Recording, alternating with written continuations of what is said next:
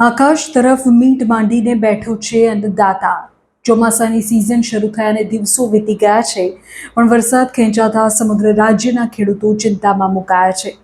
માહિતી એવી છે કે ડાંગરના ધરુવાડિયાથી લઈને ખરીફ પાક સુધી દરેક જગ્યાએ અત્યારે અનિશ્ચિતતાનું વાતાવરણ છે। વરસાદ ન હોવાથી તળાવો અને કેનાલો ખાલીખામ છે। સિંચાઈના ગંભીર પ્રશ્નની વાત કરીએ તો આણંદમાં ચરોતર પંથકની સ્થિતિ ખરાબ છે। ચોમાસાની સિઝને 15 દિવસ જેટલો સમય વીતી ગયો છે અને મેઘરાજા મહેરબાન થયા નથી। ખેડૂતોએ ભારે મહેનતથી તૈયાર કરેલા ડાંગરના ધરુવાડિયા હવે પાણી વિના સુકાઈ ગયા છે। જો સમયસર વરસાદ નહીં થાય તો વાવણી પહેલા જ ખેડૂતોને લાખો રૂપિયાનો ફટકો પડશે તેમાં બેમત નથી।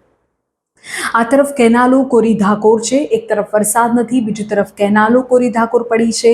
શાકભાજીના પાકને મોટું નુકસાન જવાની ભીતિ છે। ખેડૂતો હવે તંત્ર પાસે તાત્કાલિક કેનાલમાં સિંચાઈનું પાણી છોડવાની માંગણી કરી રહ્યા છે। ઉત્તર ગુજરાતના મહેસાણાની સ્થિતિ પણ સારી નથી। ખરીફ સિઝનના વાવેતર પર મોટું સંકટ છે।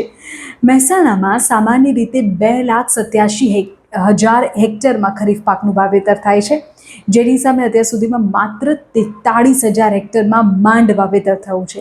ક્યાં 2,87,000 અને ક્યાં 43,000, અને તે પણ માત્ર પિયત આધારિત। ગત વર્ષે જૂન મહિનામાં 17% સુધીમાં વરસાદ પડ્યો હતો, અત્યારે 2.77% છે। ક્યાં 17% અને ક્યાં 2.77%। હવે આ કપરી પરિસ્થિતિને પહોંચી વળવા માટે ખેતીવાડી વિભાગે ખેડૂતો માટે એક એડવાઇઝરી જાહેર કરી છે કે જો 5મી જુલાઈ સુધીમાં વરસાદ થાય તો અડદ કે ઘાસચારો વાવવો અને વધુ મોડું થાય તો એરંડા જેવા પાકનું વાવેતર કરવું। ઊભા પાકને બચાવવા ટપક અથવા ફુવારા પદ્ધતિનો ઉપયોગ કરવો। આવી જ કંઈક વિકટ પરિસ્થિતિ છોટાઉદેપુર જિલ્લામાં છે। જિલ્લાના કુલ 11 સિંચાઈના તળાવોમાંથી સૌથી મોટું ગણાતું બોડેલી તાલુકાનું કુંદનપુર ગામનું તળાવ અત્યારે સૂકું ભટ્ટ છે। 20 ગામના ખેડૂતોને સિંચાઈનો લાભ આપવાની ક્ષમતા ધરાવે છે આ તળાવ, પણ ત્યાં એક પણ ટીપું પાણીનું નથી। ખેડૂતો વરસાદની આશાએ વાવણી કરીને બેઠા છે। તેમને બિયારણ નિષ્ફળ જવાનો મોટો ડર સતાવી રહ્યો છે।